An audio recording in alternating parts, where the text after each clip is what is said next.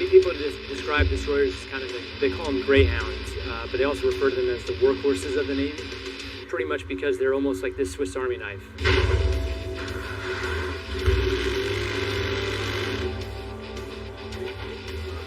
Indy, run!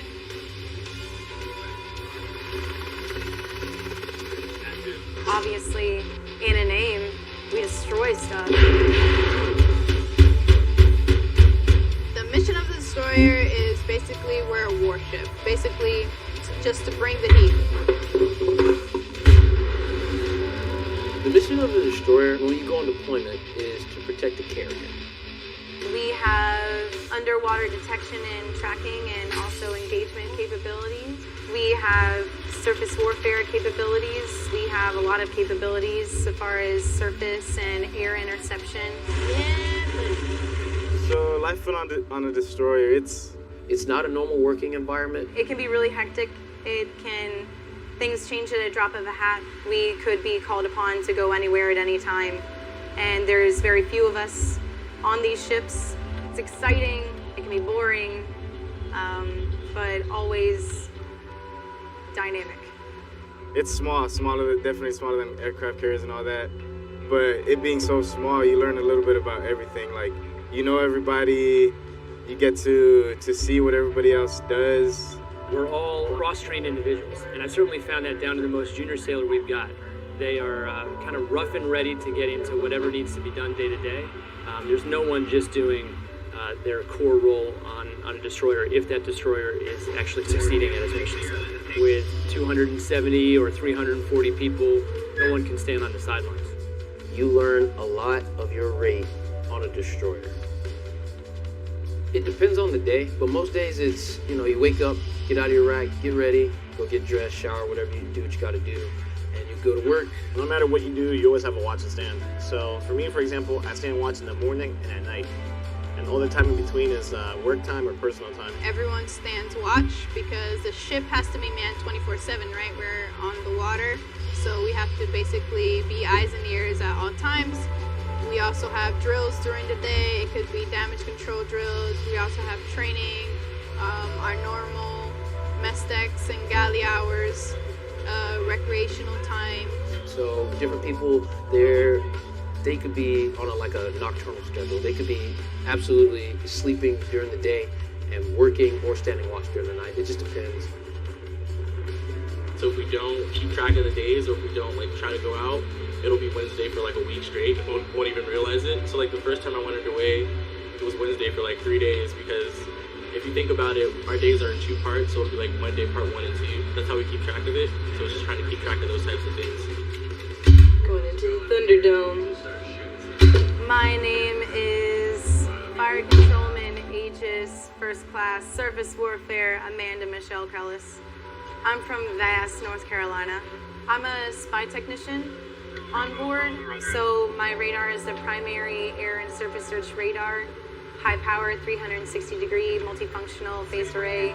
We're able to pick up targets from a really far distance away and be able to track them even further and help our ship be able to have early warning for any inbound air or surface combatants. We're gonna make sure we know you. Who are you? What are your intentions? This is a U.S. Navy warship. We are not to be messed with. Sometimes it's slow, but sometimes it's absolutely the opposite. And then, almost immediately, it could just mellow out again. It's just... Diego, exercise. Set. Yellow, safe. Weapons posture 1. Air. Oh, I can't wait to shoot a missile. Oh, yeah. 172.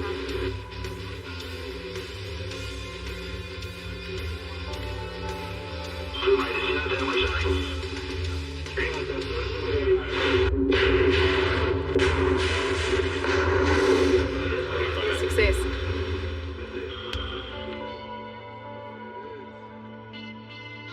Okay, my name is Ashley Lisette Sepulveda.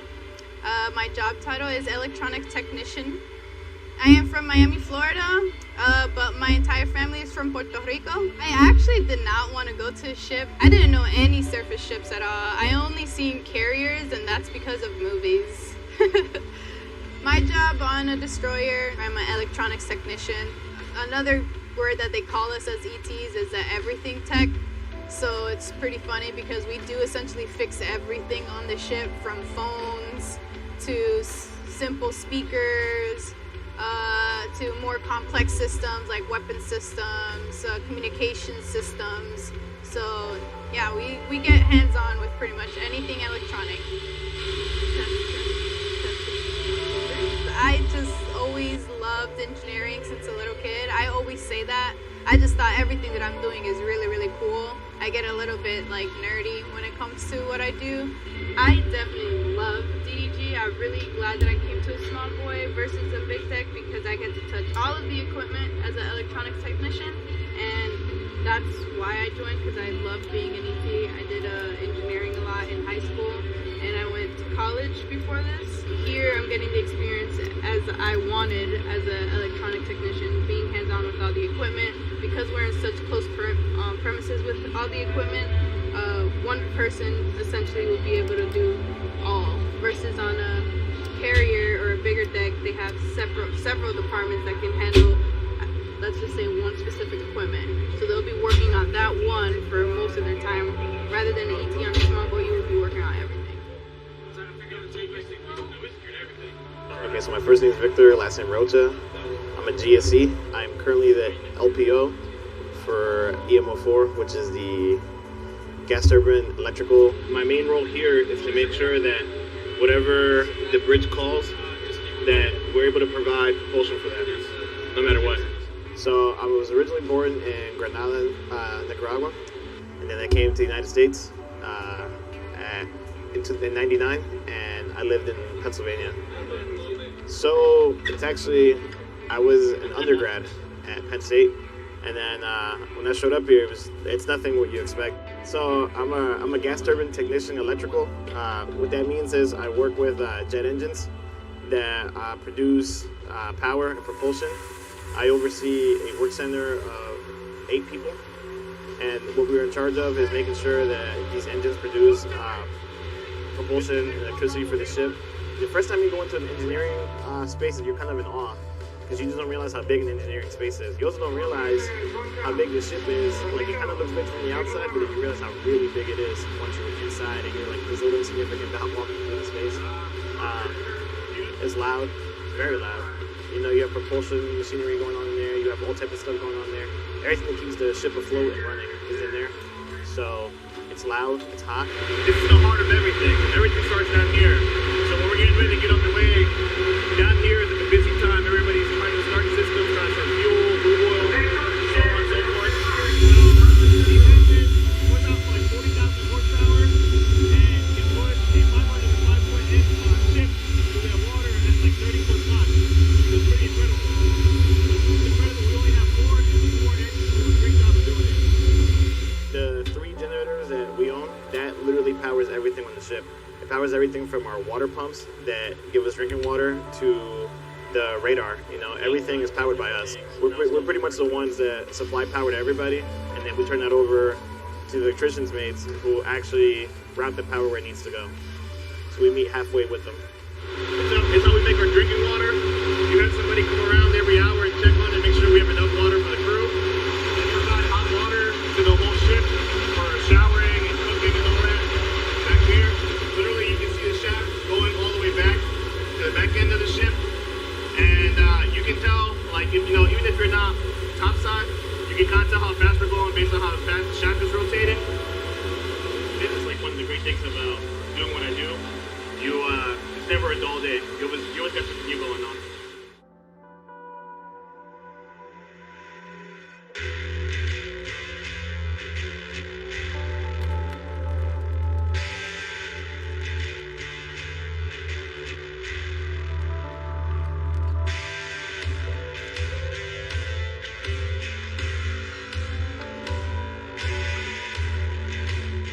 My full name is Joshua Sanders, and I am GM2 Sanders, and I'm a gunner's mate.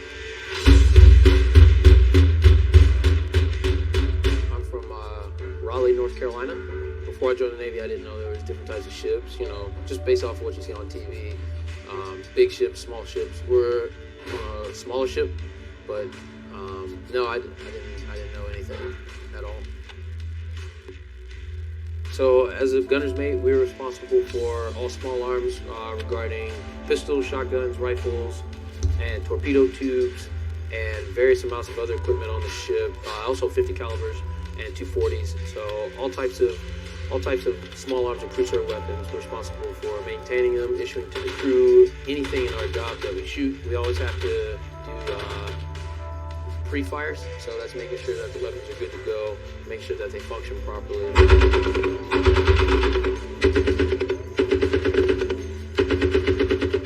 So it's like, okay, cool, we had a fun day of shooting, now we gotta clean up. Doing a hazmat, no, I don't know.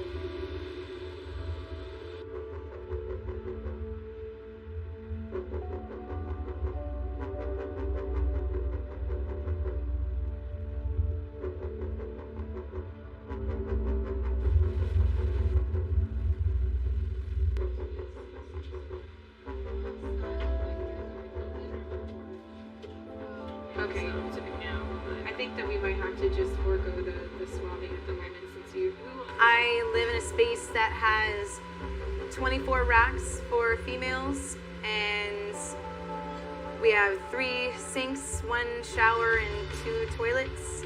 It's weird because I've never worked anywhere where like you kind of are, you know, like you go from being in a professional setting to like in your pajamas just hanging out like within 200 feet.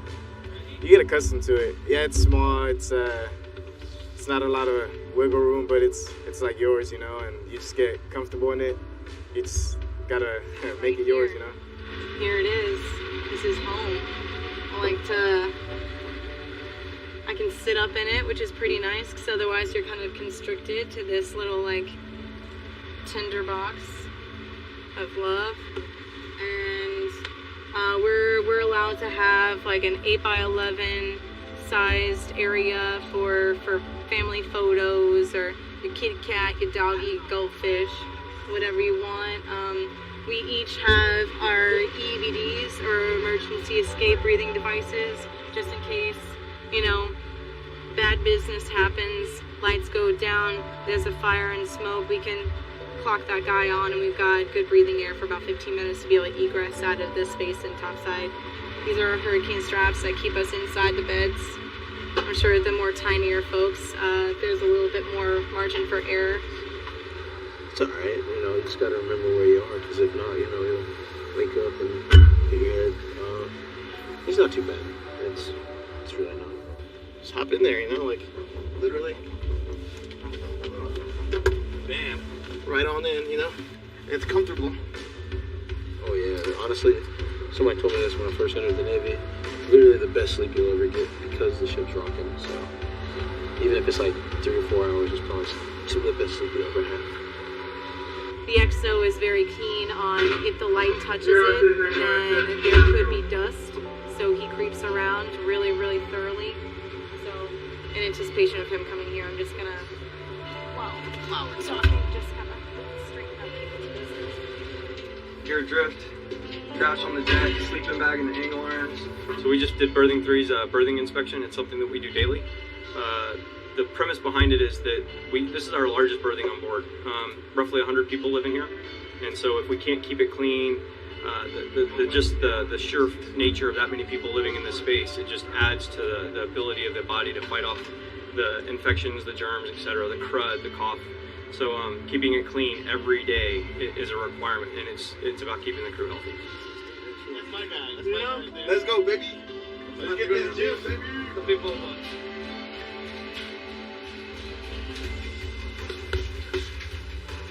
So the gyms are very small, they get very crowded, and they get very hot and sweaty. That's the best thing about ship life. You get creative with tiny spaces. You figure out how to make it work. You don't know what's going to happen in the middle of the ocean. You don't know if you are out there fighting a fire or a damage, or we get hit by something.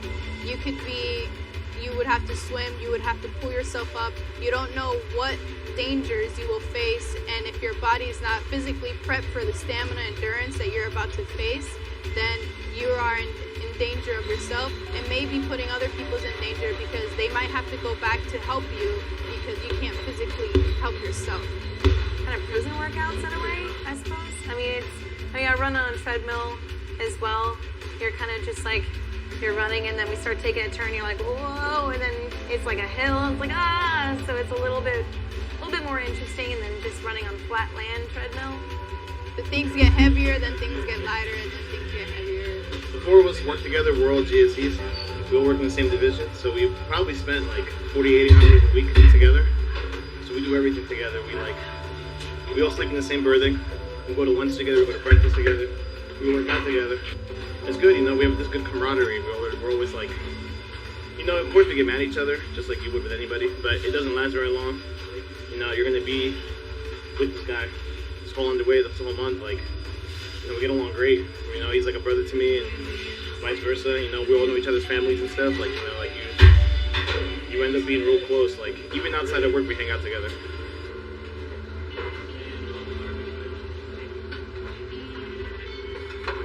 Ooh, we got chicken wings. We got mozzie sticks. We ain't got no mozzie sticks. We got jalapeno poppers and pizza. Some zap. Our CSs do the best that they can, honestly, with having to feed so many people 3 times a day. Especially when they're given the opportunity to get a little frisky with it and throw a little of their own flair. That's always when people go crazy over it. Every day we serve about almost 300 people. We wake up around 4:30 in the morning, cook breakfast, lunch, and dinner. We usually get out of here around like maybe 8 o'clock after cleaning all that stuff. On smaller shifts, we make more things from scratch. Oh, it boosts morale.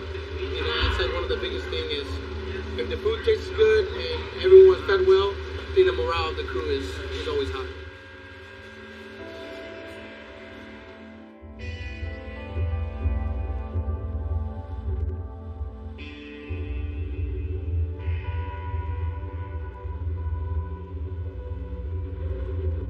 He's thirsty. He's been working all day. John Louis. The best thing about being underway, everybody makes fun of each other. Yeah. Especially Trenko. Never. That's like, I never do that.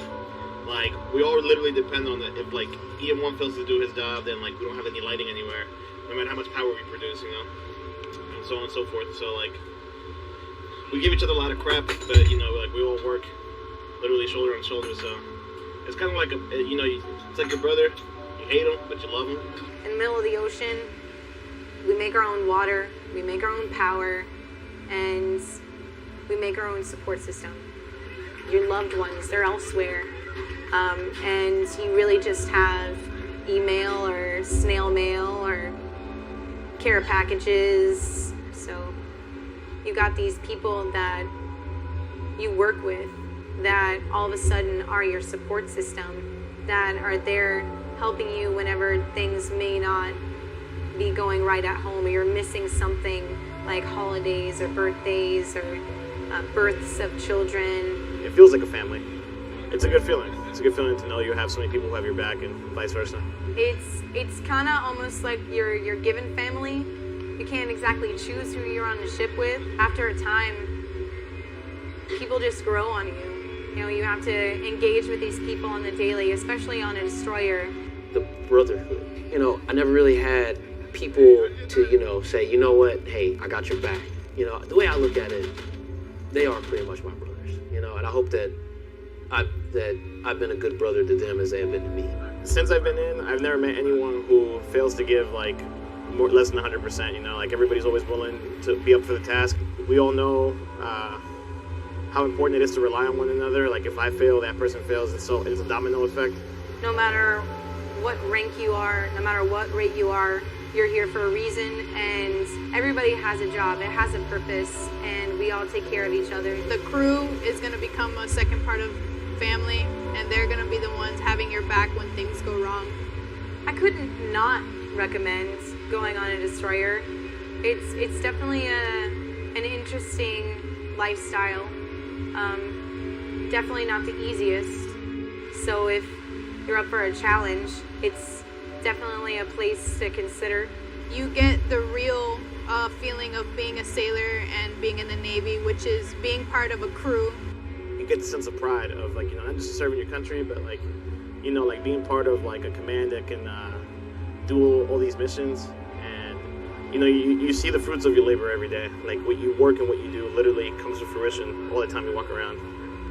It's sometimes it's card games and joking around and goofing, but you can't really, when you're standing on like this steel ground, you can't really forget what you're here for.